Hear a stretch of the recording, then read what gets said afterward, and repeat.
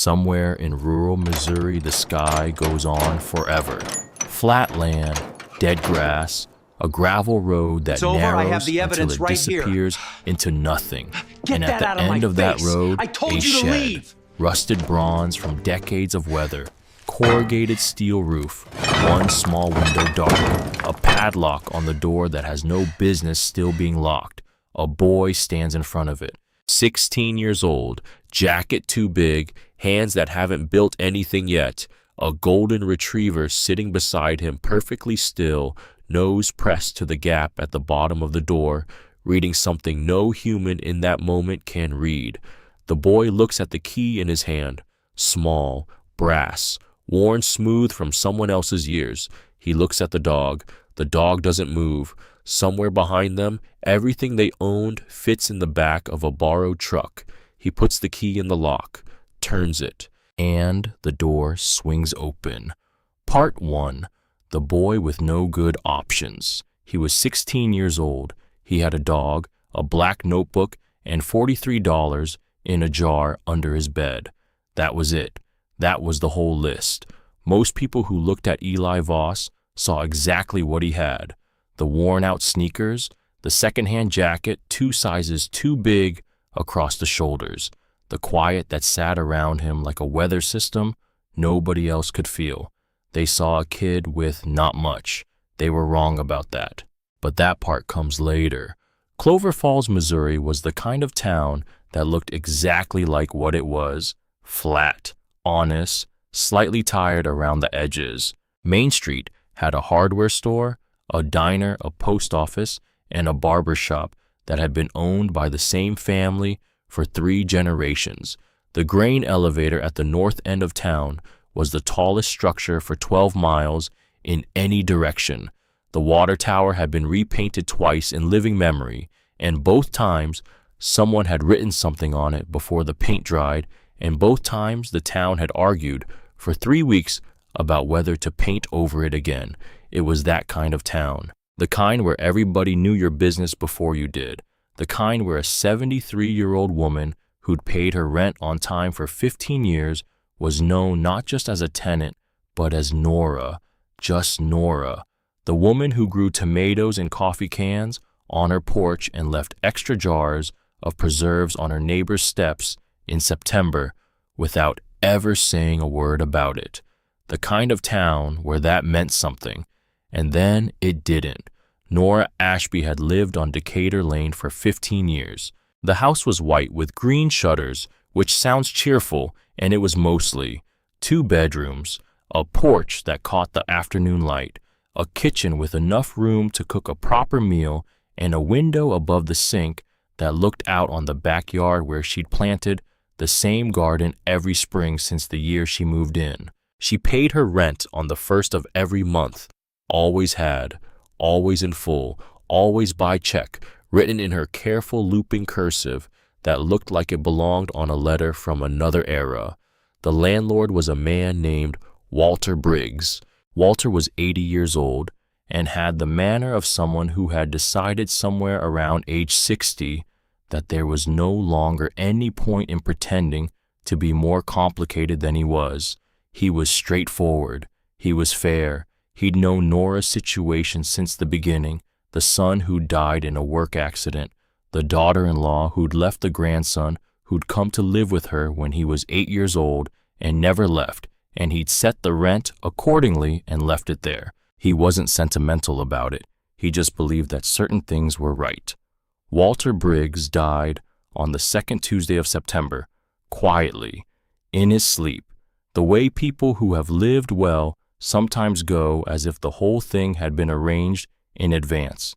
His son Barrett Holt inherited 3 rental properties in Clover Falls, a storage unit full of furniture nobody wanted, and an attitude toward all of it that bore absolutely no resemblance to his father's.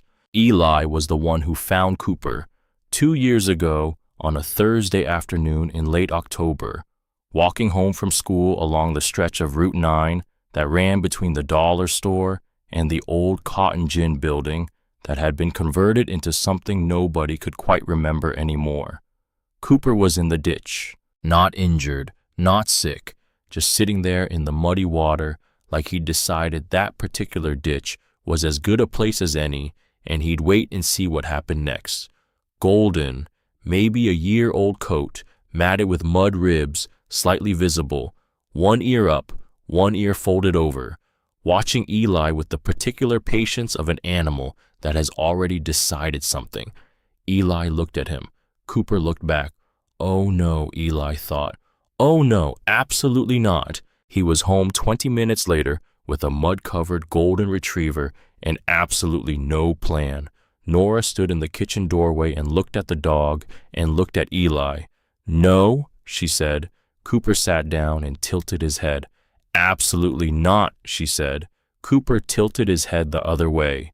His paws, Eli said. Look at his paws. Nora looked at the paws.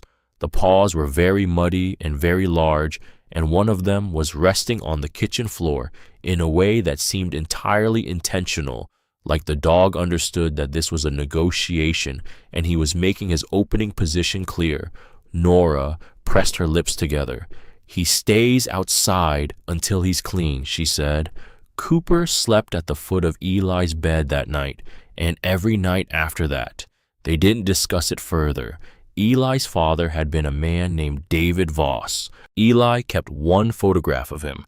In it, David was maybe 30 years old, standing on the bed of a pickup truck with one hand shading his eyes against the sun. He was laughing at something out of frame. His other hand was resting on the truck's cab roof, and even in a photograph, even standing still, he looked like a man who was always moving forward. David Voss died when Eli was 8. A structural collapse at a construction site in Jefferson City on a Wednesday morning.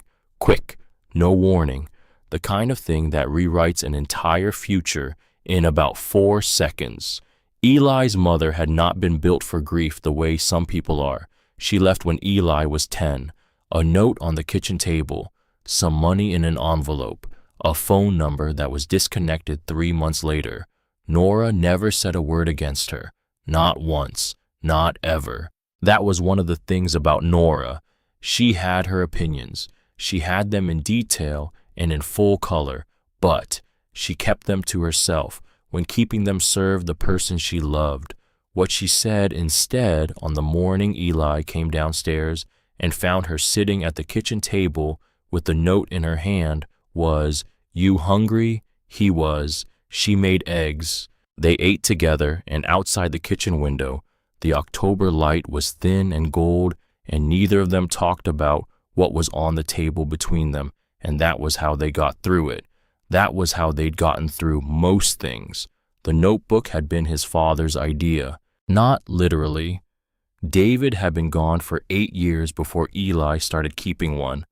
But it was something his father used to say. Eli remembered it the way you remember things that were said casually without knowing they'd stick. Write it down, son. Your memory lies. Paper doesn't. Eli had started the first notebook at 12. Black cover.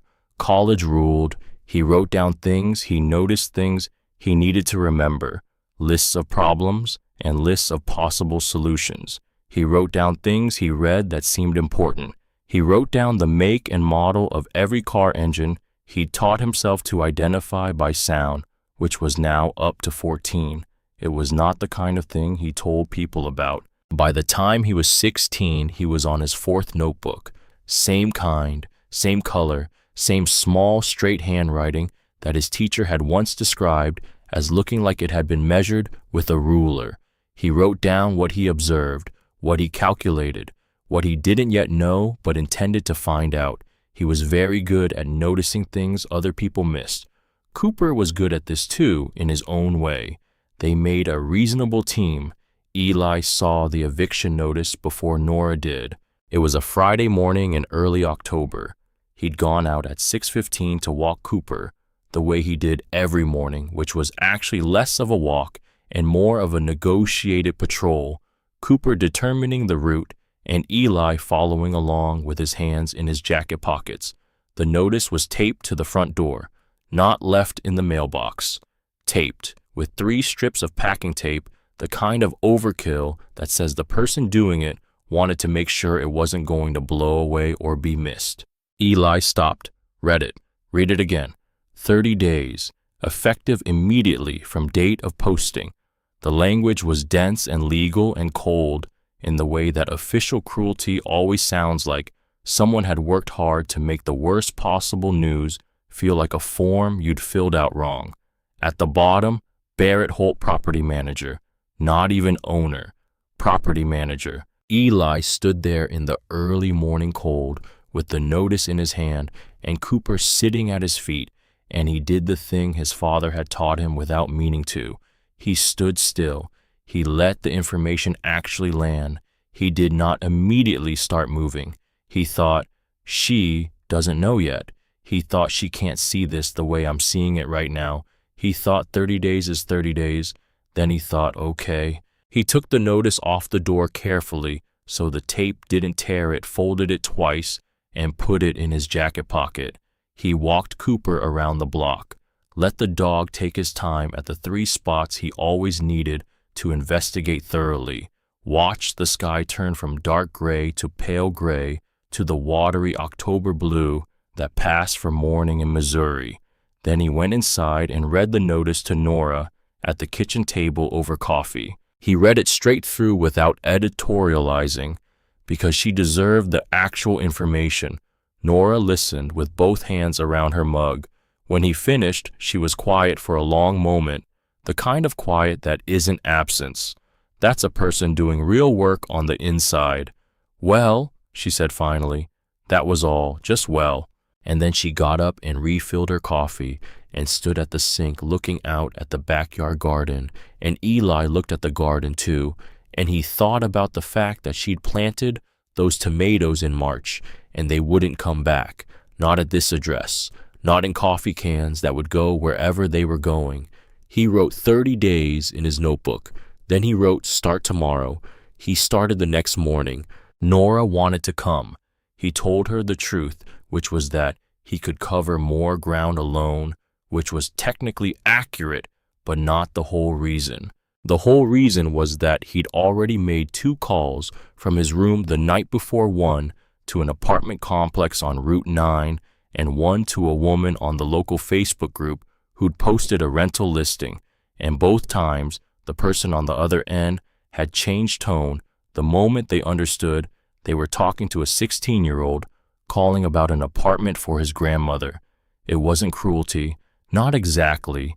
It was something more unconscious than that, like their brain just automatically filed the call under not serious and started looking for the exit.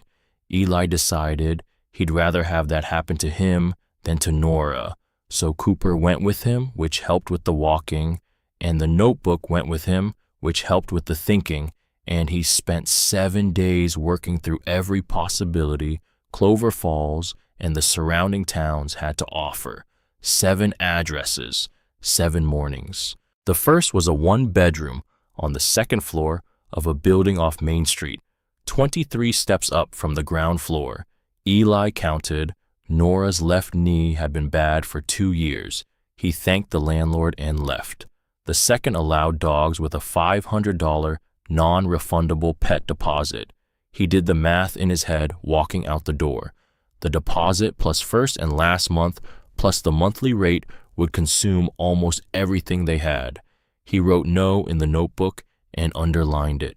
The third was clean and light and had a ground floor entrance and was perfect in almost every way except it required a 12-month lease with no flexibility, and the lease started November 1st and their 30 days were up on November 4th. 3 days. He asked if there was any flexibility on the start date. The landlord, a pleasant man in his 50s who clearly felt genuinely bad about what he was about to say, said no. The previous tenant was still there. He was sorry. Eli said he understood and meant it. The fourth had a strong smell that the listing had described as recently renovated, and that turned out to mean recently painted over something that had happened here before. The fifth didn't allow dogs. He looked at Cooper. Cooper looked back. Not this one, Cooper's face said. Obviously not, Eli agreed. The sixth and seventh were further out, technically, in the next county, and when Eli added up the cost of gas to get Nora to her doctor and her church and the senior center where she volunteered, every Thursday the numbers stopped working before he even got to the rent itself. He sat in the parking lot of a gas station on the way back from the 7th address and opened his notebook to the page with all 7 addresses listed. He went through them one more time, like there was going to be a different answer this time, like the math would cooperate if he just looked at it again with the right attitude. It didn't cooperate. He drew a single line through all 7 addresses. Cooper put his head on Eli's knee from the passenger seat. "I know," Eli said. He sat there for a while. Then he drove to the county assessor's office because there was a program he'd read about it on the county website at 11:30 the night before for emergency housing assistance for households in crisis. The county assessor's office smelled like old paper and carpet cleaner, and the particular institutional quiet of a building where difficult conversations happen every day, and the furniture had absorbed all of them. The waiting area had 6 chairs and a rack of pamphlets about property tax exemptions and a water cooler that made a sound every few minutes like it was sighing. Eli signed in, waited. Cooper sat beside him and watched the water cooler with sustained professional suspicion. A woman at the front desk eventually called him back and explained the emergency housing assistance program in the kind, careful way of someone who'd had this conversation many times and understood that kindness was necessary but couldn't change the underlying facts. The program existed. It was real. It helped people. The wait list was 4 to 7 months. Eli wrote that down. He thanked her. He meant it. He gathered his jacket and stood up and clicked his tongue for Cooper and started toward the door. "Hey!" He turned around. The man who'd spoken was sitting at a desk to the left, past the counter, half visible behind a monitor. 50s maybe, gray at the temples, the look of someone who had been doing the same job long enough to recognize most kinds of trouble by their posture. His name placard said G. Pemberton. Gus Pemberton had worked in this office for 22 years. He had seen in that time a very large number of people walk toward his door and realized partway there that what they were carrying wasn't going to get any lighter by leaving. He looked at Eli. He looked at Cooper. He looked at Eli's notebook and the particular way the cover was worn at the corner from being carried everywhere.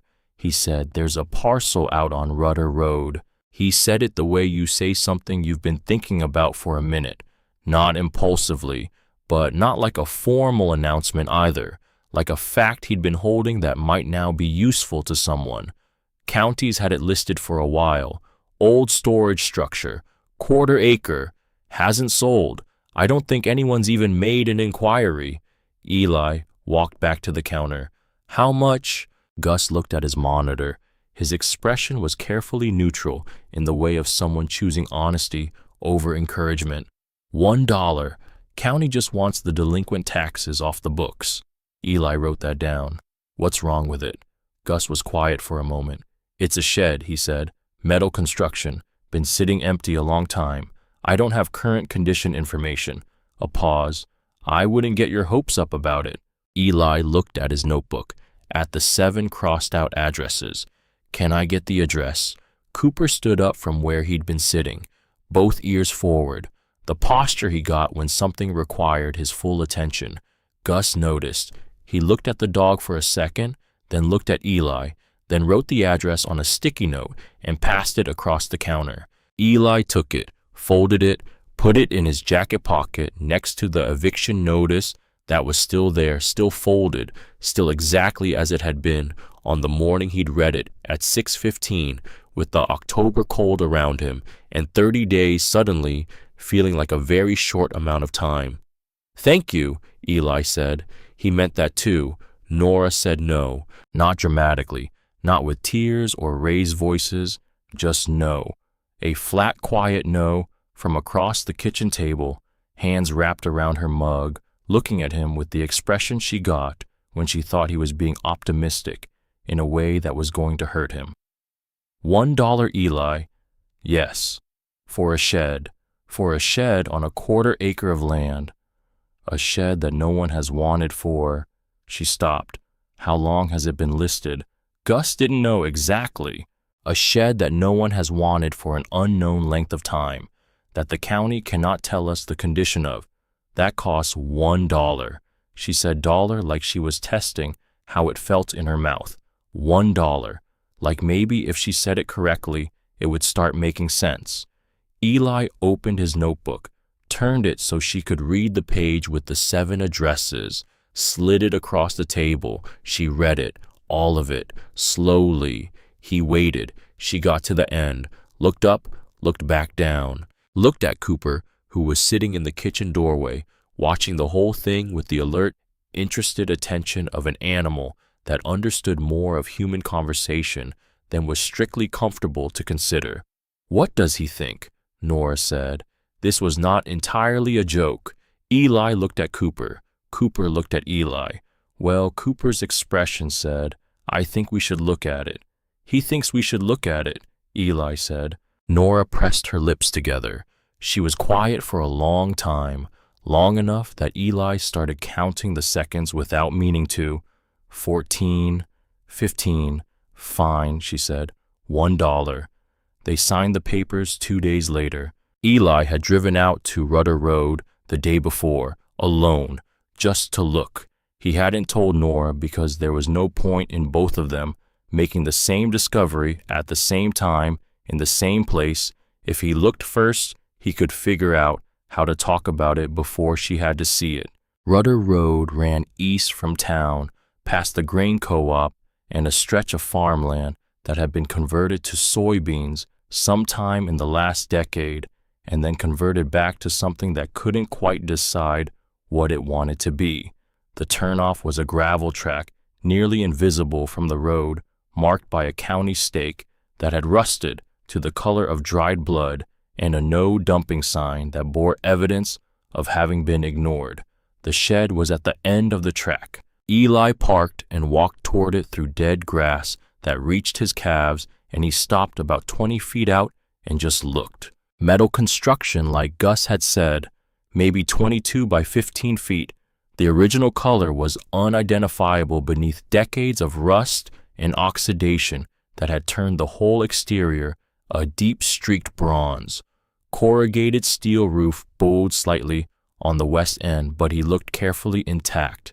One small window on the south wall covered from the inside with what appeared to be cardboard, a door with a padlock that was somehow still locked. He stood there for a long time. He thought about the 7 crossed out addresses. He thought about the 4 to 7 month wait list.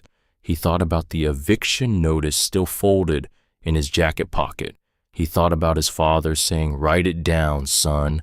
Your memory lies." He wrote in his notebook, "Structure appears sound, roof intact, foundation unknown, window south wall covered, padlocked, no visible collapse or major damage." Then below that, it's a start. Then he drove back to town and called Gus Pemberton and said they'd take it. The morning they left Decatur Lane, Nora did not look at her garden. Eli saw her not look at it. The deliberate avoidance, the way she kept her eyes forward while he loaded the last boxes into the truck he'd borrowed from Jim Radnor 2 streets over, who'd asked no questions when Eli had called and simply said he'd have the truck out front by 7. People in Clover Falls were like that. Not all of them, but enough. The moving took 3 hours. There wasn't much. 15 years in a house, and you'd think there would be more. But Nora had always been someone who kept what was necessary and let the rest go. The kitchen table, dark wood one corner, repaired with a wood patch that had never quite matched. That was the only piece she absolutely wouldn't leave. Everything else was negotiable. Eli wedged the table into the truck with particular care. Cooper supervised. When there was nothing left in the house except light and the shapes of furniture pressed into the carpet, Eli stood in the doorway and looked at the kitchen window above the sink, the view of the backyard, the bare November garden. He didn't look long. He pulled the door shut. Rudder Road at 8 in the morning had a particular quality to the light. Low, sideways, the kind of November light that makes everything look like a photograph from a long time ago. Eli drove east with Nora in the passenger seat and Cooper between them with his chin on Nora's knee, and none of them talked. The gravel track came up faster than he expected. He turned in. The shed sat at the end of the track the way it had 2 days before, unchanged, unmoved, a rusted metal structure on a 1/4 acre of dead grass under a pale Missouri sky, looking like exactly what it was, something that had been forgotten by everyone who might have cared about it. Eli parked. He got out. The air was cold and carried the smell of cold earth and dry grass and something else, something faint that he couldn't immediately identify. He reached into his jacket pocket and found the county envelope Gus had sent him with the deed paperwork. Inside, along with the folded papers, was a small key, brass-colored, worn smooth where someone had held it many times over many years. The padlock key. He held it for a second. Cooper was already at the shed door, not sniffing around it the way dogs sniff at new things, not circling, just standing directly in front of it, both ears forward, nose at the base of the door, working slowly and with a focus that was different from his normal investigating. Methodical, deliberate, like he was reading something. Eli walked up beside him. "What do you smell?" Cooper didn't look up, just moved his nose along the base of the door, one direction, then back. Nora had gotten out of the truck and was standing behind them, coat buttoned to the throat, watching the dog with an expression Eli couldn't quite read. "What is it?" she said. "I don't know," Eli said. He looked at the key in his hand. He looked at the padlock. He thought, this is probably nothing. This is a shed that nobody wanted, a shed that cost $1 because that's what things are worth when nobody wants them. He thought, this is the only door that's still open. He put the key in the padlock, turned it. The mechanism released with a sound like something that had been held shut for a very long time, finally letting go. The door swung outward on hinges that screamed with rust. The smell that came out to meet them was dense and complicated. Cold earth, old wood, the specific staleness of air that had been sitting undisturbed for years. And underneath all of that, something dry, something papery, almost sweet. Cooper walked straight in without hesitation. Eli looked at Nora. Nora looked at Eli. "Well," she said for the second time in 30 days, and followed the dog into the dark. The interior was dim. Light came from the open door and from a crack where the roof line met the south wall, just enough to see by, just enough to make shapes out of shadows.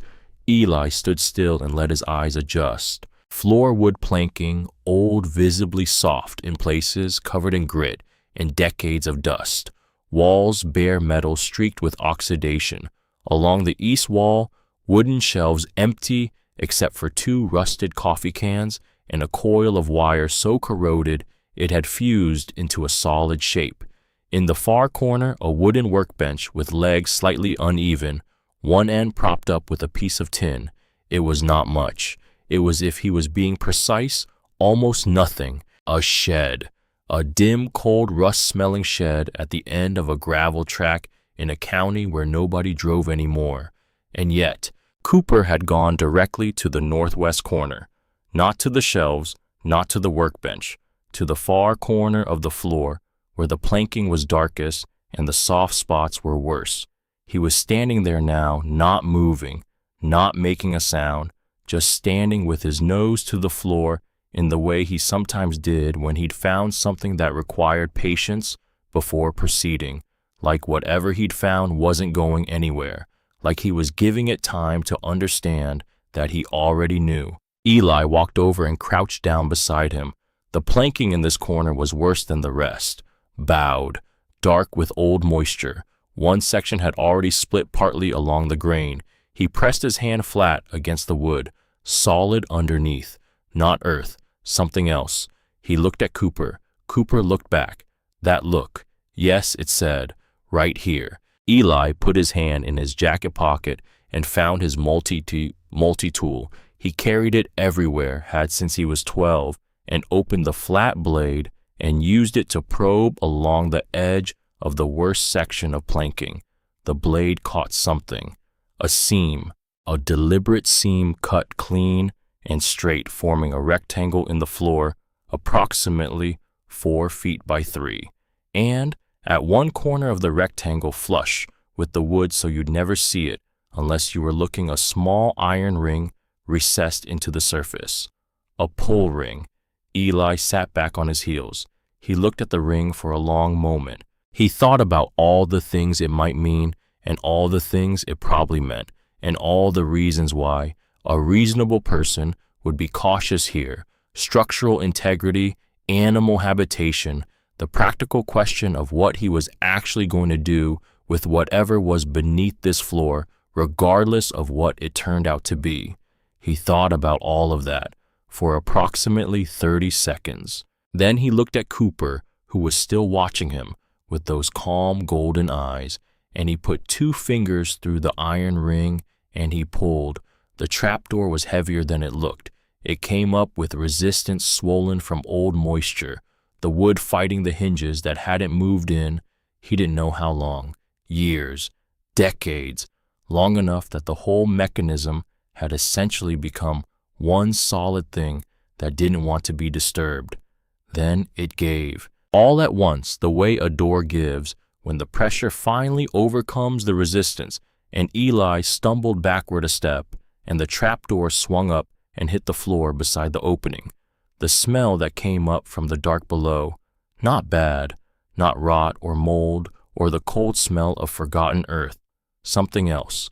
That dry, papery sweetness he'd caught the first second the shed door opened, stronger now, concentrated, like the inside of a very old book in a very well-kept library. Below, a space maybe 5 feet deep, walls of packed earth lined with fitted wooden boards.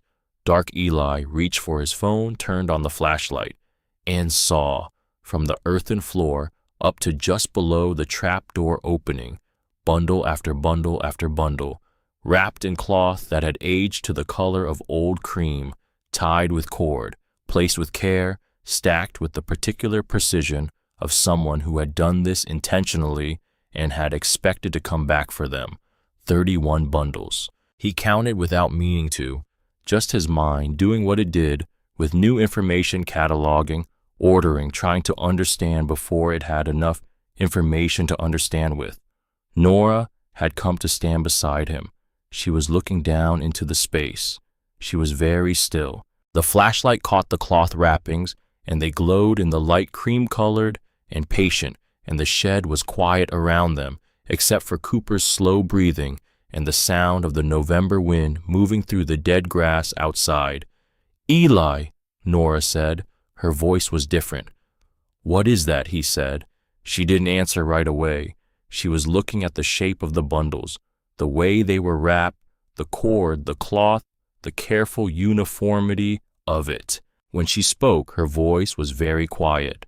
"I don't know yet," she said, "but whoever put those there, they meant to come back for them." Eli looked at his grandmother. He looked at the bundles. He looked at Cooper, who was still standing at the edge of the trapdoor, one paw on the rim, looking down with the settled, certain expression of an animal that has done the thing it came here to do. Eli reached into his pocket, found his notebook, found his pen. He wrote trapdoor, west corner, below shed floor, 31 bundles wrapped, unknown contents, dry, intact. He paused, then he wrote one more line. Someone put these here on purpose. He underlined on purpose. Twice. Part 2, what Cooper found. The first bundle took 2 hands to lift, not because it was awkward, because it was dense, the kind of weight that surprises you, the kind that makes you adjust your grip and pay attention. Eli carried it up from the hatch and set it on the workbench. Then the second, then the third. He didn't open them yet. He just moved them one at a time. Careful. The way you handle something when you don't know what it is, but something in your hands is already telling you to be careful anyway. Nora stood beside the workbench and watched him work. Cooper sat near the trapdoor and watched the opening like a guard who had finished his job and was now simply making sure no one undid it. 31 bundles. Eli counted them twice, set them in rows across the workbench and the floor beside it. The shed was small. The bundles filled it in a way that changed the feeling of the space, made it feel occupied, made it feel like something was happening here that hadn't happened in a very long time. Then Eli looked at Nora. Nora looked at the nearest bundle. "You open it," she said. So he did. The muslin wrapping had aged to the color of old cream. The cotton cord had dried and stiffened but held. Eli worked it loose with careful fingers, the way you'd open something you weren't sure you had the right to open. Loop by loop. No pulling, no rushing. The cord came free. He folded back the muslin, layer by layer, and then the quilt was there, large, maybe full bed-sized, a pattern radiating outward from a central octagonal block. Dozens of distinct fabric pieces pieced together in deep indigo, rust, gold, a cream so pale it was almost white. The stitching. Eli leaned in. The stitching was, he didn't have the word for it at first. He just stared. Small, impossibly even. The kind of precision that made you feel something was wrong with your own eyes. Like surely there was a machine involved. Like surely no human hand did this by choice, by lamplight, by patience alone. Nora made a sound. Not a word, just a sound. The small, involuntary kind that escapes before you decide to let it. She reached out and put her fingers on the edge of the quilt, very gently, like you touch something in a museum when you think no one is watching. "Eli," she said. Her voice had changed again, different from last night, different from this morning. This was the voice she used when something surprised her, past the point of pretending it hadn't. "Whoever made this," she said, very quietly. They were talking to someone, through the cloth. Eli looked at her. Then he looked at the quilt. He thought about what that meant. Talking through cloth.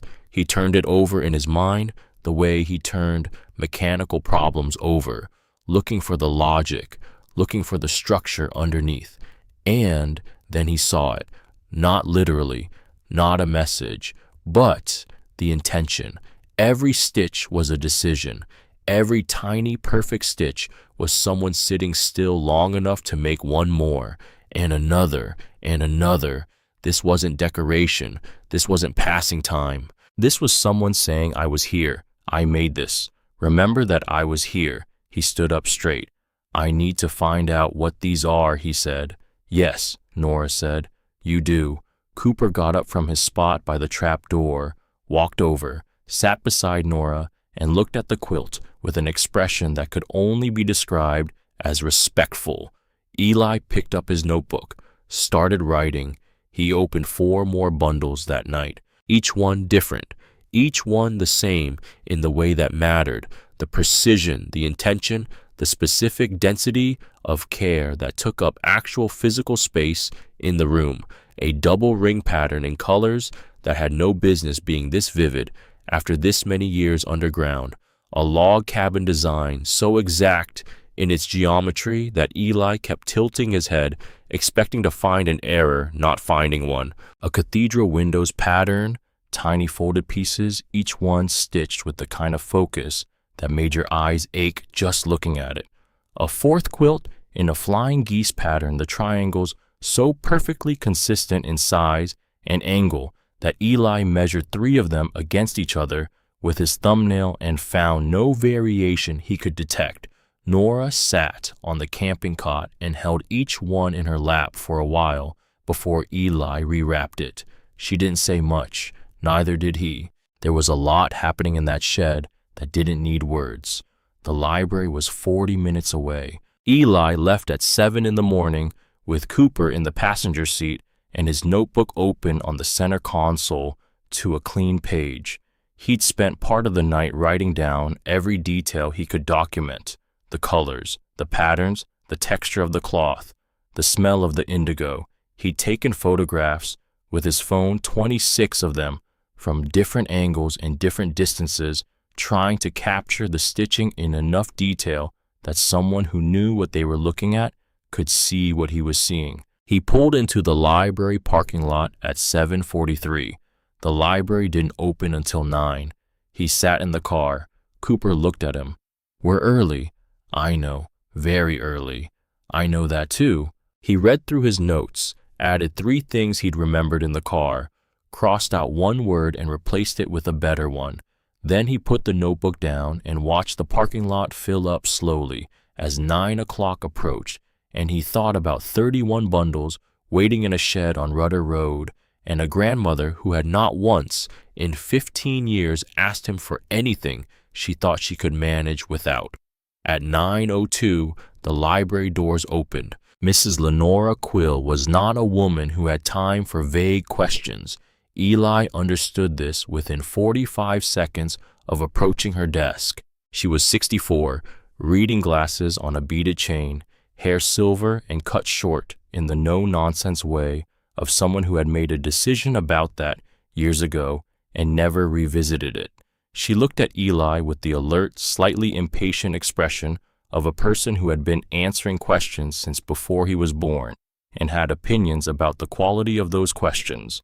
Cooper sat beside Eli and looked at her with genuine interest. She looked at Cooper. "He can stay," she said, "if he's quiet." "He's quiet," Eli said. "You have a question."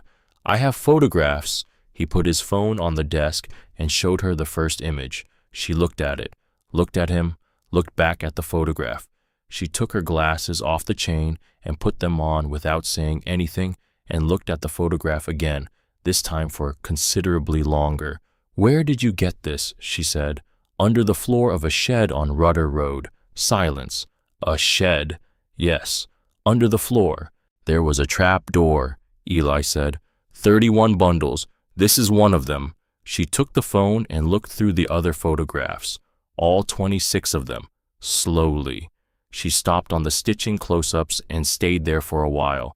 Then she set the phone down and stood up. "Follow me," she said. 3 reference books. She pulled them from a section Eli had never noticed, which was a section he now understood he should have been paying more attention to his entire life. American folk art and its traditions, textile history of the Missouri River Valley, documented works of significant American quilt makers, Volume 2. She set them on the table in front of him. "Start here," she said. She opened the first book to a section of photographs. "Look at the patterns. Look at the stitching descriptions. See what matches." "Okay," Eli said. "I'll be at my desk." "You have questions, you come find me. Don't guess. If you don't know, ask." "Yes, ma'am." She looked at Cooper. "You," she said to the dog, "sit." Cooper sat. She nodded and walked back to her desk. Eli opened the first book. 4 hours. That's how long he sat at that table. Cooper slept under his chair for most of it, occasionally shifting position with a sigh that suggested he had opinions about library chairs. Eli read, compared, read again, went back to his photographs and looked at the stitching and looked at the photographs in the books and made notes. The patterns in the bundles he found them, not identical to anything documented, but consistent with a tradition, a specific tradition, Missouri River Valley, the book said, a style that developed in the decades following the Civil War, characterized by specific geometric precision, by the use of particular dye processes, by a density of stitching per inch that was documented in the books with numbers that Eli checked against his own photographs 3 times. His photographs matched. The dye. He read about the dye. Botanical, indigo, plant-derived, labor-intensive, distinctive in both color and longevity. The book said it clearly. Synthetic aniline dyes became commercially dominant after 1897. Before that, serious makers used the real thing. The blue in the bundles was deep, particular, not the flat blue of something manufactured, natural indigo. He wrote pre-1897, Missouri River Valley tradition, natural dye process, stitching density consistent with documented, significant work. He stared at what he'd written. Then he wrote, "This is real." He underlined it. Then he crossed the room to Lenora Quill's desk and put his notebook in front of her without saying anything. She read what he'd written. She looked up. "Yes," she said. "I think it probably is." A pause. "I know someone you should talk to." Dr. Marguerite Sands drove down from Columbia 3 weeks later, 3 weeks that Eli spent doing what he always did when he was waiting for something that mattered too much to rush. He worked. He patched the worst of the roof. He replaced the cardboard window covering with a proper pane he'd sourced from a salvage yard in the next county for $11. He pried up the most dangerous sections of rotted floor planking and replaced them with solid boards he sanded by hand. He did not open more bundles. He decided without quite articulating why that the remaining 26 should wait for someone who knew how to look at them properly. It felt like the right thing, like you wouldn't open someone's letters before the person who could actually read the language had arrived. Nora watched him work and occasionally handed him things and did not tell him he was being careful in a way that was unusual for a 16-year-old boy, because she understood exactly why he was being careful and had the same feeling herself. Barrett Holt drove past on Rudder Road twice during those 3 weeks. Slow, not stopping, just looking. Eli noted it in his notebook both times. Date, time, direction of travel. He didn't mention it to Nora. Dr. Sands arrived on a Thursday morning in a practical sedan loaded with 2 canvas bags of reference materials and a magnifying loupe on a cord around her neck that she wore the way other people wear a necklace, which is to say habitually and without thinking about it. She was 61, brisk in the way of someone who doesn't have patience for the part of conversations that isn't the actual point, warm in the way of someone who has spent 30 years caring deeply about things most people have forgotten to care about. She walked into the shed and stopped. She looked at the workbench where Eli had laid out the first bundle, unwrapped and spread flat the indigo medallion quilt under the cold gray light from the new window. She was quiet for a long time, not the polite quiet of someone waiting to say something diplomatic, the real quiet of someone whose brain has just shifted gears. "Where did you get these?" she said. Not a question, a recalibration. Eli told her everything: the eviction, the dollar deed, the trap door, the bundles. He told it straight through without editorializing, the way he'd learned to say hard things, just the facts. In order, no decoration, let the facts do the work. Dr. Sands listened without interrupting. Her magnifying loupe was already moving over the surface of the quilt before he finished talking. When he stopped, she looked up. "May I see the others?" She worked for 2 hours, opening bundles, examining each one loop, bare hands holding sections up to the light from the window, turning edges, checking backing seams. She photographed everything with a proper camera she'd brought in one of the canvas bags. She wrote in a small leather journal in handwriting, so small and fast that Eli couldn't read it from across the workbench. She did not perform her expertise. That was the thing Eli noticed most. She wasn't explaining herself or narrating her process or doing any of the things adults sometimes did when they wanted to demonstrate their authority to a teenager. She was just working, and he was just watching. And Cooper had stationed himself at the corner of the workbench and was watching too, with the patient, invested attention of an animal that understood he had contributed something to this and was entitled to observe the results. When she was done, she sat in the folding chair Eli had set up beside the workbench. She took the loop off her neck. She looked at Eli directly. "I cannot give you a formal appraisal today," she said. "That requires documentation and a certified process I can refer you to. but I can tell you what I believe I am looking at." Eli waited. "I believe the majority of these quilts are consistent with Missouri River Valley tradition dating to the 1870s through the early 1890s. The indigo in the central medallion piece is botanical, pre-commercial. You do not find that in authenticated work from after 1897 in this region." She paused. "The stitching consistency across multiple pieces is remarkable. The preservation is extraordinary, and the quality of the work itself is, in my professional opinion, not merely good." She paused again, deliberate, like someone setting something breakable down carefully. "Exceptional." Eli wrote that word in his notebook. Then he asked the question he'd been holding for 3 weeks. "Whose are they?" That was the question that changed everything. Not the appraisal figures, which Dr. Sands gave him carefully, and which made his notebook hand go very still for a moment. Not the authentication process, which she outlined and which he wrote down in full. Whose are they? Dr. Sands said she didn't know, but she said it in the way of someone who thought the answer was findable. She told him to start with the county land records, property history for the Rudder Road parcel going back as far as the archives reached. Eli called Lenora Quill from the car on the way back to the shed. "I need to trace a property," he said. "Rudder Road." "Yes." "I figured," she said. "Come in tomorrow. I'll pull what I can tonight." It took 2 weeks. 2 weeks of Eli sitting at the library table after school.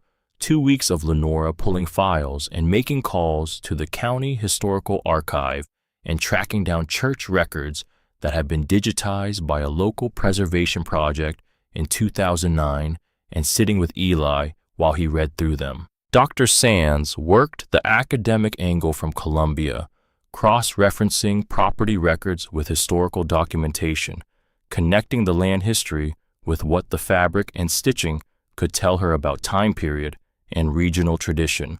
They worked parallel tracks and compared notes, and then, one afternoon, sitting at the library table with Cooper under his chair and a folder of county land records in front of him, Eli found the name. Josephine Adler, property transfer, Hardin County, 1871, single female owner, quarter-acre Rudder Road, Clover Falls Township. He read it twice, went back to the church records, there a line in the 1882 ledger of the First Baptist Congregation of Clover Falls, donation to the annual fundraising auction, 4 quilted coverlets contributed by J. Adler seamstress.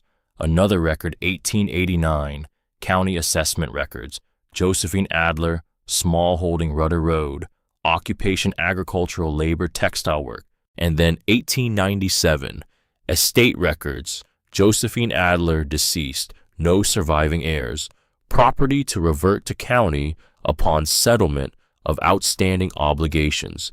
That was the last entry. After 1897, Josephine Adler ceased to exist in the records of Hardin County, Missouri. The property changed hands 4 times over the following decades, then delinquent taxes, then county acquisition, then nothing for a very long time, until a $1 deed signed by a 73-year-old woman standing next to a 16-year-old boy and a golden retriever. Eli sat with the folder open in front of him.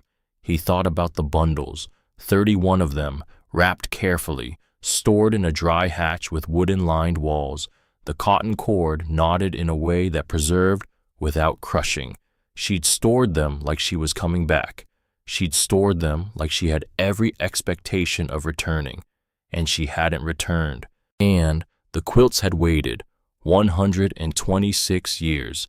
Eli wrote in his notebook, Josephine Adler, born approximately 1845, Clover Falls, Missouri, died 1897, no heirs.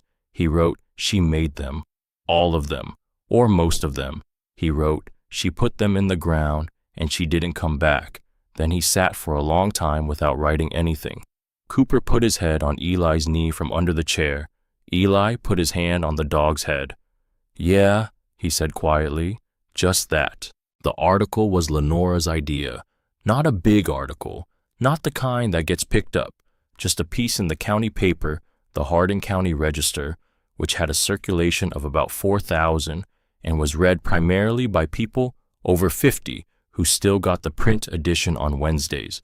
Lenora knew the editor, had for 30 years. She made a call. The piece ran 2 weeks later. Teenager discovers historic quilt collection beneath $1 shed on Rudder Road. 3 paragraphs. A photograph of 2 of the quilts laid out on the workbench. No mention of Eli's full name, he'd asked, and the editor had agreed, just a 16-year-old resident. Eli read the article on Wednesday morning and thought, good, this is the right size, small enough to be useful, not big enough to cause problems. He was wrong about the second part. Barrett Holt arrived on a Friday afternoon, 2 weeks after the article. He didn't drive past this time. He pulled up to the shed and got out of his car with the specific energy of a man who had made a decision and wanted to execute it before he changed his mind. He was not alone. The man with him was wearing a jacket that was too nice for Rudder Road and carrying a folder the way lawyers carry folders, which is with a kind of studied casualness that is meant to suggest the folder is not the point, but is absolutely the point. Eli was working on the south wall, repairing a section of a metal siding that had pulled away from the frame. Cooper was lying in the weak November sun near the door. Cooper raised his head. Eli turned around. Barrett looked at the shed, the new window, the patched roof, the repaired siding with an expression that moved through several things before settling on something calculated. Eli, he said. He said it like he knew the name, like he'd looked it up. Mr. Holt, Eli said. Barrett introduced the man with the folder as an associate who had some expertise in property matters. The associate nodded in the manner of someone whose job is to stand next to a principal and project confidence. Barrett explained. He explained it clearly and with the reasonable tone of someone who has practiced the speech. The deed transfer from the county covered the structure and the land. Standard transfer. What it did not explicitly cover, and this he said was the important part, was the contents of the structure, and, specifically, more specifically, items discovered not within the structure, but beneath the structure, below grade, which raised, he said, an interesting jurisdictional question about whether those items should properly be considered part of the transfer at all. He paused. He looked at Eli. Eli was 16 years old, standing in front of a shed on a gravel lot in rural Missouri with motor oil on his hands from the siding work and a dog sitting calmly beside him.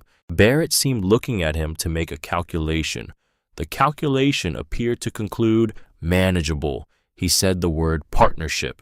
He said it like he was offering something. Eli listened to the entire speech without moving, without shifting his weight, without any of the tells that 16-year-olds usually have when they're out of their depth. Because he wasn't out of his depth. He was filing every word, the specific framing, the jurisdictional claim, the word beneath, the folder. When Barrett finished, Eli said, I'd need that in writing, with the specific legal statute you're referencing. Silence. Barrett looked at him. The associate with the folder looked at him. Cooper looked at Barrett with the calm, unhurried attention of an animal that has no particular emotional stake in the outcome but is paying close attention nonetheless. I'll have my lawyer contact you, Barrett said. His voice had shifted, just slightly. The reasonableness was still there on the surface, but underneath it, something had recalculated. That's fine, Eli said. He turned back to the wall, picked up his tools, went back to work. He heard Barrett say something to the associate in a low voice. He heard the car doors, the engine, gravel under tires. He waited until the sound faded completely. Then he set the tools down, picked up his notebook, wrote Barrett Holt, Friday, 2:14 p.m., associate with folder, claim re-subgrade contents not covered by deed transfer, requested statute citation, no citation provided. Next move legal. He looked at what he'd written. Then he called Gus Pemberton. It rang 4 times. This is Gus. Mr. Pemberton, it's Eli Voss. We met at the county office about 2 months ago. A pause. The boy with the dog. Rudder Road. Yes, sir. Another pause. Longer this time. The kind of pause that means someone is thinking about what they know and deciding how much of it to share. Something happened, Gus said. Not a question. Barrett Holt came by today with someone who had a folder. He's making a claim that the items I found below the shed floor aren't covered by the deed transfer. Silence on the line. Eli waited. Huh, Gus said. He mentioned the items being subgrade, below the structure. Subgrade. Gus said the word slowly, like he was turning it over. Huh. Another pause, longer, and then I kept a copy of something from the day we processed your deed. Wasn't sure why at the time. Old habit. Maybe you should come by the office Monday morning. Eli's pen was already in his hand. What time? 8 o'clock. Bring the dog if you want. He's polite. Eli didn't sleep much that night. Not from fear exactly. Not from the sick, helpless feeling he'd had reading the eviction notice back on Decatur Lane. This was different. This was the feeling of a problem that had a shape, a problem with edges you could find if you looked carefully enough. He lay on his sleeping bag in the shed. It was his floor now. His boards, he'd sanded them himself and stared at the ceiling and thought. The bundles were on shelves he'd built along the east wall, rewrapped each one, careful as they'd been when he found them. The ones he'd opened were rewrapped with the same muslin, the same cord as close to how they'd been stored as he could manage. Cooper was stretched out beside him, breathing slow, paws twitching occasionally in whatever dogs dreamed about. Josephine Adler, Eli thought. Born around 1845. That meant she'd lived through the Civil War. She'd come to Missouri in 1871, 6 years after the war ended. She'd farmed, she'd worked. She'd made quilts of a quality that 30 years later could stop a textile historian mid-sentence, and she'd put them in the ground. Why? He thought about that, turned it over. If you made something extraordinary, if you made something you knew was extraordinary, and the world around you had demonstrated consistently and without ambiguity that it was not particularly interested in what you made or who you were, what do you do with that? You protect it, you wrap it carefully, you store it somewhere dry, you put it below the ground where no one who doesn't already know can find it, and you plan to come back, and something happens, and you don't. Eli put his hand on Cooper's back, felt the slow rise and fall. He thought about the eviction notice on the door at Decatur Lane. 3 strips of packing tape. Didn't knock, didn't ring the bell, just left the notice and drove away, like the people inside weren't worth a conversation, like they didn't have to be treated as if they were real. I know what that is, he thought. Josephine knew what that was too. He opened his notebook in the dark and wrote by the light of his phone. She put them underground because above ground wasn't safe for them. She protected the work because no one else was going to. He paused, then he wrote, I understand that. He underlined it. Then he put the notebook down and closed his eyes, and outside on Rudder Road, the November wind moved through the dead grass, and inside the shed, 31 bundles sat wrapped and patient on their shelves, waiting the way they had always waited, like they knew there was no hurry now, like they'd already waited long enough that a few more days meant nothing. Part 3. What lasts? Monday morning, 8 o'clock exactly. Eli and Cooper walked into the county assessor's office the way they'd walked in 2 months before. Same front desk, same water cooler sighing in the corner, same rack of property tax pamphlets that nobody ever touched. Except this time Gus Pemberton was already standing at the counter, waiting. He had a folder in his hand, not a thin folder, the kind that has been sitting in a drawer for a while, getting slightly thicker every time someone adds something to it, just in case. He looked at Eli. He looked at Cooper. Come around, he said. Gus's desk was the organized kind, not neat for appearance, neat because the person using it needed to find things fast. Stacks with purpose, labels on the edges of folders, a system that had developed over 22 years and was now so natural he probably didn't think about it anymore. He set the folder on the desk and opened it. "When we processed your deed," he said, "I pulled the full parcel history. Habit. I've done it long enough that I do it automatically now, even when the transaction is simple." He paused. This one didn't feel simple. Eli didn't say anything.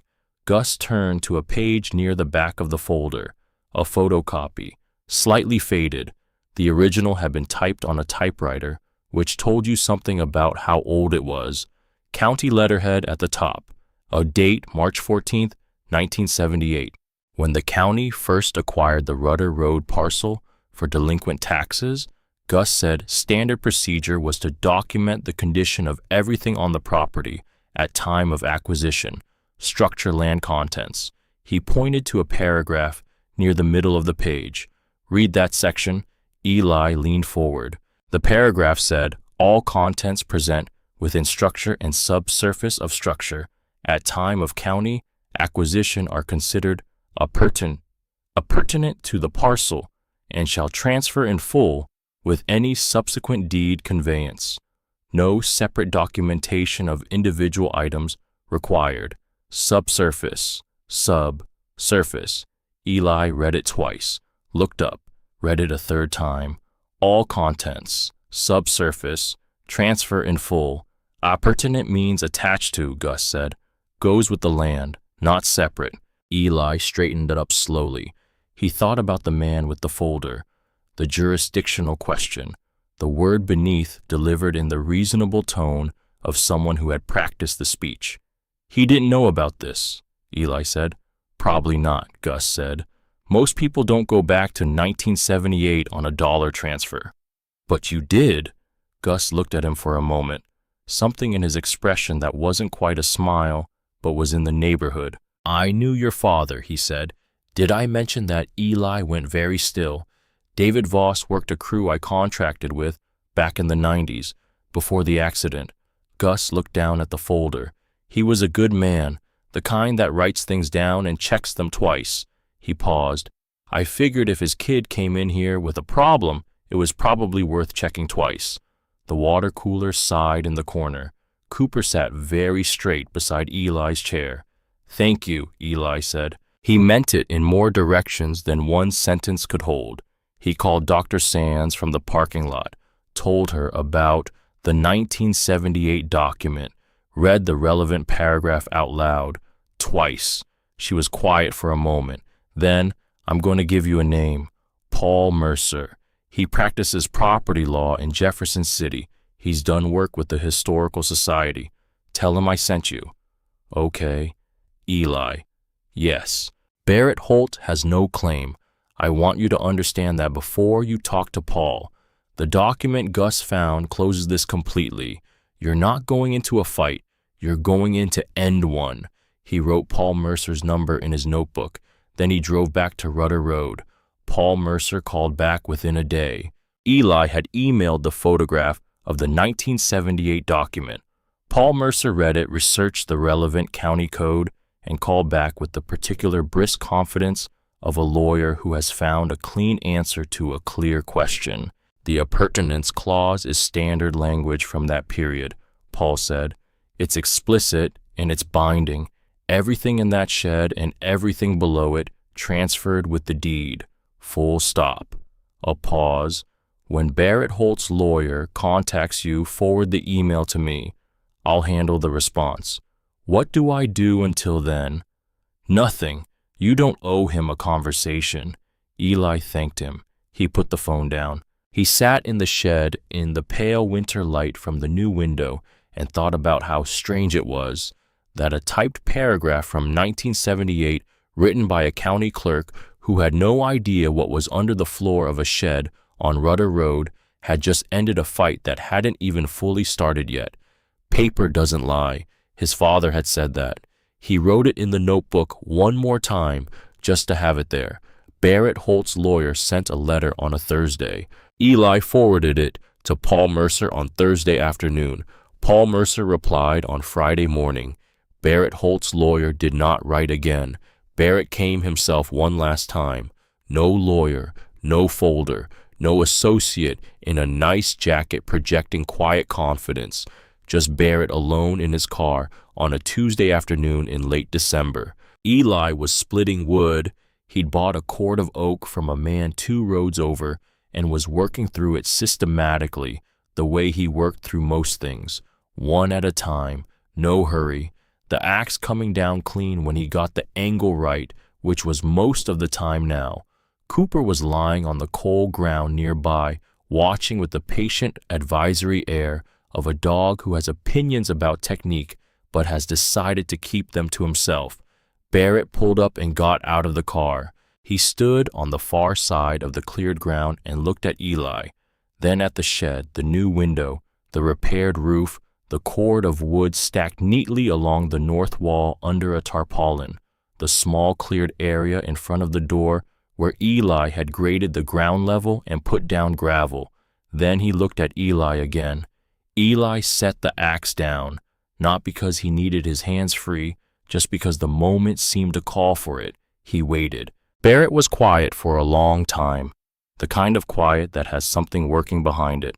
"I read the response from your lawyer," he finally said. "Okay," Eli said. "The 1978 document." "Yes." Silence. Barrett looked at the ground, then at the shed, then at Cooper, who had raised his head and was regarding Barrett with calm, unhurried attention. "My father," Barrett said, and then started again. "My father would have handled this differently." "Yes," Eli said, "he would have. It wasn't a wound. He didn't say it like a wound. He said it straight, like a fact that was true and that Barrett probably already knew, and that didn't need decoration." Barrett nodded once, the kind of nod that means a person has confirmed something for themselves. He got back in his car. He drove away, and that was the end of Barrett Holt. January. Roy Adkins drove out from Kansas City on a Wednesday that was cold enough that his breath made clouds when he stepped out of the car. He was 55, heavy-framed, the kind of careful that comes from 30 years of handling things that couldn't be replaced if something went wrong. He brought 2 assistants and more photographic equipment than Eli had expected, and spent an entire day working through all 31 bundles with a thoroughness that was almost meditative. He didn't say much. He made sounds, the small involuntary kind, a low note of appreciation when he opened the cathedral windows piece, a sharper intake of breath at the log cabin quilt's geometry, a long exhale over the flying geese pattern, the triangles so consistent they seem to generate their own kind of quiet authority. Sounds you make when you're trying to stay professional, but the thing in front of you is making it difficult. When he was done, he sat at the workbench and organized his notes. Cooper sat beside him. Roy looked at the dog. "He's been here the whole time," Roy said. "He found the trapdoor," Eli said. Roy looked at Cooper for another moment, then back at his notes. 24 of the 31 are fully authenticable as mid to late 19th century American folk textiles. He paused. 13 of those show sufficient technical consistency to establish single primary authorship. Same hand, working over a period of years.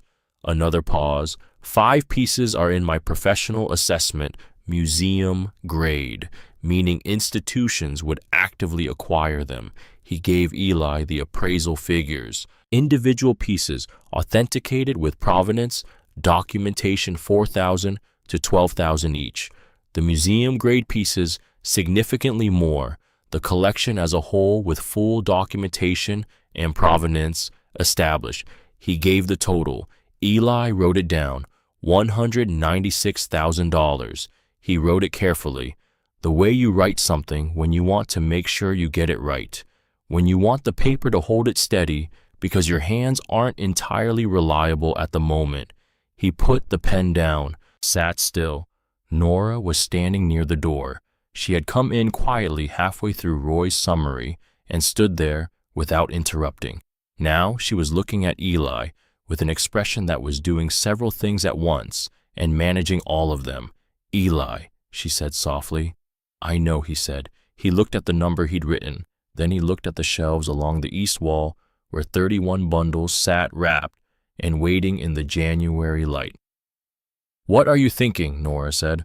He thought about a woman in a house that used to stand somewhere on this quarter acre, working in lamplight, making something extraordinary in a world that had demonstrated repeatedly that it was not particularly interested in what she made, protecting it the only way she could. "I'm thinking about what she would have wanted," he said. He didn't sell right away. That surprised people. Roy Adkins gently had suggested that the market for significant American folk textiles was active and that waiting carried its own risks. Dr. Sand said nothing either way. Lenora Quill, when Eli told her he was thinking, looked at him over her reading glasses and said, "Good, more people should." Eli spent 2 weeks with his notebook. Not paralyzed, thinking. There's a difference. He made lists, not of prices, of questions. What did he actually want to happen to each piece? Who was the right person for each one? What did Josephine Adler deserve from the person who had found what she'd left behind? Because that was the real question, not the money which would be real and significant and would change their lives, but the question underneath the money, the question of what you do when you've been handed something that was never meant to be yours and you have to decide what being trustworthy looks like. He filled 4 pages in the notebook. Then he had his answer. He started with the letter, handwritten, 3 pages, to the Missouri State Historical Society in Jefferson City. He explained who he was. He explained how he'd found the quilts.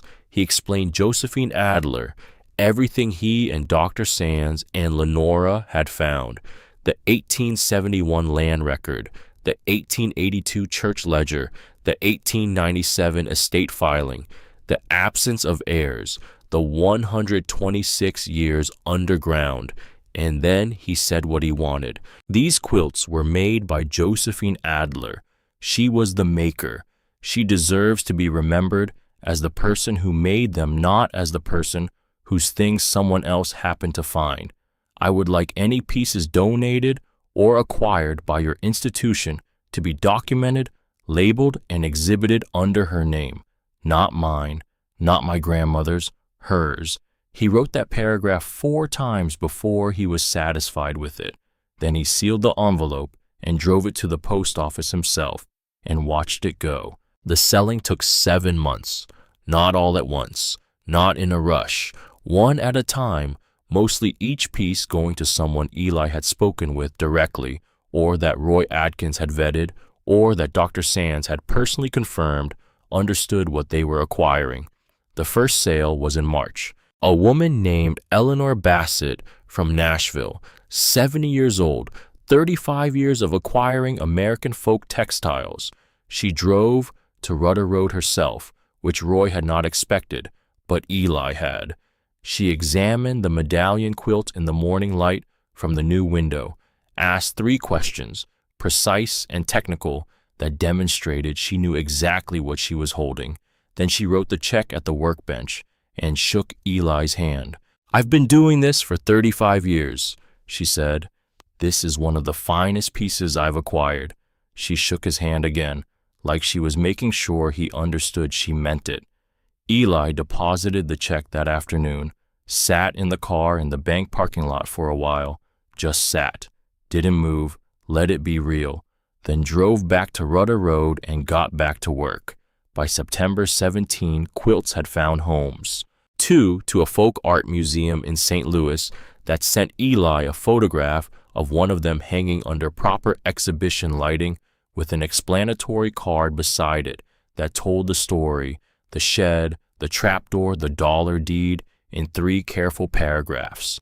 3 to private collectors who'd come through Roy's network and who had each of them treated the transaction with a seriousness that Eli had not taken for granted and had noted in his notebook. A group of 5 went to the Missouri State Historical Society after a process of negotiation that Dr. Sands helped him navigate, and that resulted in a figure above the individual appraised values, because the society understood as their acquisitions director said in a call with Eli that they were buying not just objects, but a documented piece of cultural history.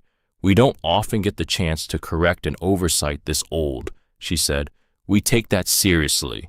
And the remaining 7 found buyers through an estate auction house in St. Louis that Roy recommended. 3 states represented in the final bidding. A brief piece in an arts publication that described the collection as a significant rediscovery. Eli kept 14, the 5 museum-grade pieces, not negotiable, not at any price, because some things are worth more than what someone will pay for them, and 9 others, because he wasn't done deciding, because patience and hesitation are not the same thing, and he was old enough now to know the difference. The number Roy had given him, $196,000. The actual total from the sales was $184,000, below the ceiling, exactly where Eli had expected, because he'd sold for the right buyer and not the highest offer, which are sometimes the same thing and sometimes not. He put the money in the credit union account he'd opened in October, with Nora's help. He looked at the balance. Then he made 3 lists in his notebook: what they needed, what they wanted, what they could do for other people. He gave each list the same amount of space. He built the house himself. Not entirely. He wasn't delusional about what he knew and what he didn't, but more than he'd expected, more than anyone expected. He started in February and worked through spring into summer, learning as he went the way he'd always learned, methodically from primary sources, writing things down.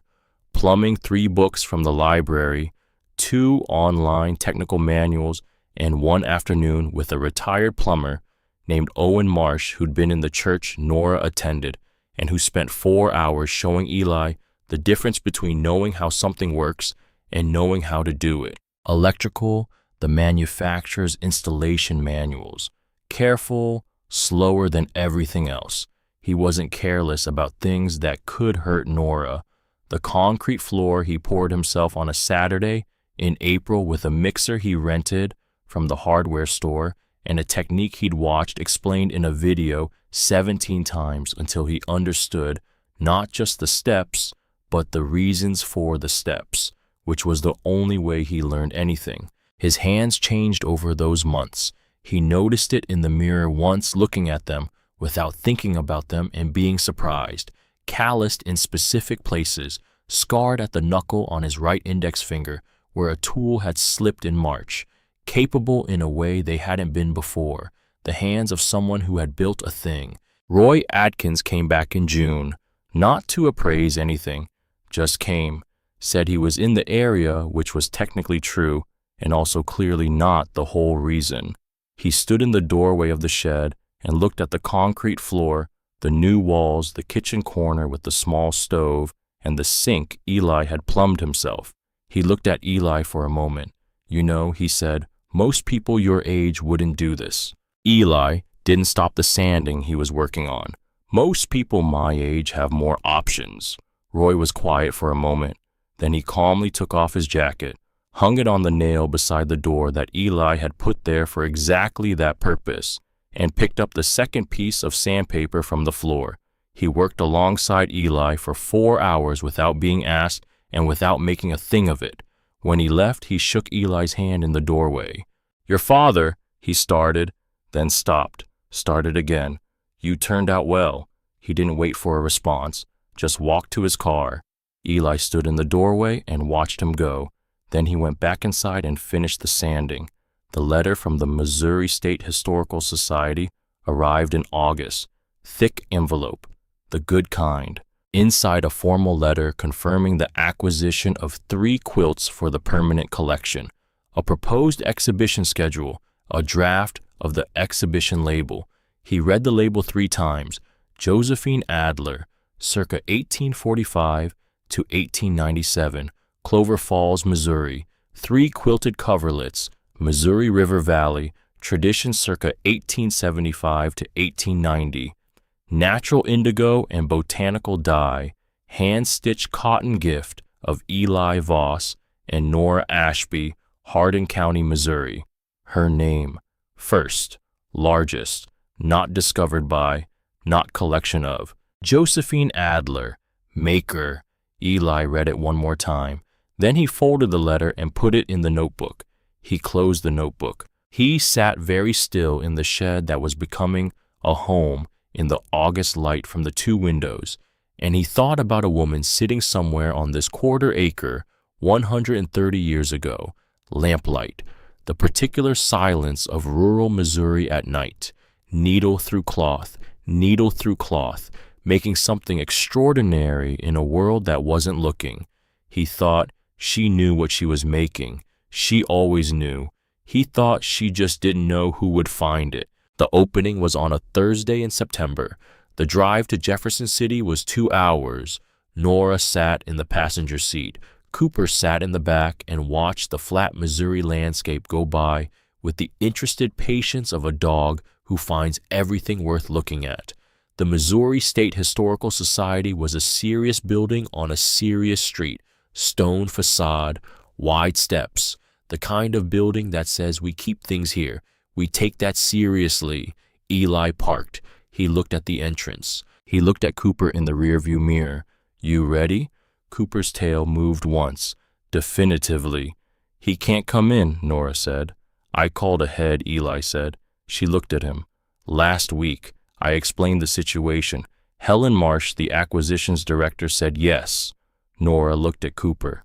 You called ahead. He found the trap door. She pressed her lips together. The expression that was not quite a smile and not quite not a smile. Well, she said. Helen Marsh met them at the entrance. She was 58, direct in the way of someone who runs a serious institution and doesn't have time for the preliminary parts of conversations. She looked at Eli, then at Cooper, then at Eli again. The dog that found the quilts, she said. Yes, ma'am. She looked at Cooper for a long moment. Cooper sat very straight. All right, she said, and held the door open. The gallery was quiet. Thursday afternoon, midweek, the light outside coming through high windows and falling across the polished floor in long, pale rectangles. The 3 quilts were on the far wall, proper museum lighting, the kind that finds the depth of color in old textiles and brings it forward without washing it out. The medallion quilt in the center, the log cabin piece to the left, the double ring to the right, and beneath them, the label. Josephine Adler, circa 1845 to 1897. Eli walked toward them slowly. Cooper walked beside him, paws quiet on the floor. No pulling, no rushing. They stopped in front of the medallion quilt. The indigo was extraordinary in this light, deep and particular and alive, in the way that natural things are alive, in a way manufactured things aren't. The stitching caught the light differently from different angles, the geometry of it shifting, breathing, almost the way the very best made things seem to have something still working inside them. Eli stood there for a long time. He thought, she made this. He thought, in the lamplight, with her hands, on this ground. He thought, and here it is, still here, and here she is, still here. Cooper sat down beside him, put his nose up toward the quilt label, considered it for a moment with the quiet attention he gave to things that mattered, then settled and was still, like he was satisfied, like the thing he'd started in the shed that morning in November, the slow investigation at the floorboards. The patient waiting at the trapdoor had now completed its full arc and arrived exactly where it was always going. Nora stood on Eli's other side. She didn't say anything for a long time. Then quietly, she would have liked knowing. Yeah, Eli said. That someone came back. He looked at the label, Josephine Adler. Yeah, he said again. I think she would. October. The home was finished, not the shed, the home. Still recognizably what it had always been on the outside, The metal bones, the corrugated roof, the basic geometry of a working structure on a quarter-acre of Missouri ground. But inside, insulated walls, concrete floor, covered with the wood boards he'd laid, and finished himself, 2 windows filling the space with actual light, a small kitchen in the east corner with a stove and a sink and a shelf for the blue enamel coffee pot that had survived every move. And in the center of the main room, the kitchen table, dark wood, one corner repaired with a patch that had never quite matched, hauled from Decatur Lane in the truck he'd borrowed from Jim Radner. The only piece Nora had been absolutely not negotiating on. It looked right in this space, like it had always been heading here. Eli stood in the doorway of the finished home on an October evening and looked at it. The trapdoor was in the floor, fitted with proper hinges and a new iron ring. Below it, the hatch cleaned, lined with proper shelving. 14 quilts, rewrapped, stored the way Josephine had stored them. Not underground forever, just kept carefully, kept by someone who understood what they were. The 5 museum-grade pieces he would never sell, the 9 he was still deciding about, all of them wrapped, waiting, patient the way they had always been patient. Nora was at the table with her coffee. Cooper was under the table. The evening light came through the west window at the low October angle that made everything look like a photograph from the best possible day. Eli sat down across from her. She looked at him over her cup. "Well," she said, for the 3rd time, and this time the word meant something completely different than it had the first 2 times. The first time it had meant, "I don't know what to do with this news." The second time it had meant, "I suppose we have no choice." This time it meant, "Look at this. Look at what we made." Eli looked around the room. The light, the table, the window he'd cut himself, the floor he'd sanded, the shelves he'd built. His hands had touched every surface in this room. His hands in the specific education of a year that had started with an eviction notice taped to a door with 3 strips of packing tape and ended here, in this room, with this light. "Yeah," he said. He went outside after dinner. The October night was cold, clear, the Missouri sky at full capacity, thick with stars the way it gets in rural counties, with no light pollution to argue with it. Cooper followed him out and they sat together on the step in front of the door. Cooper pressed close against his side, warm and solid and present the way dogs are present, which is different from how people are present, more complete somehow. Eli had his notebook. He opened it to the page where he'd written months ago in the county library on a Wednesday afternoon, Josephine Adler, born approximately 1845, Clover Falls, Missouri, died 1897, no heirs. He read it. Then he turned to a new page. He thought about everything that had happened in the last 12 months, the eviction notice, the 7 crossed-out addresses, Gus Pemberton, and the sticky note with an address on it.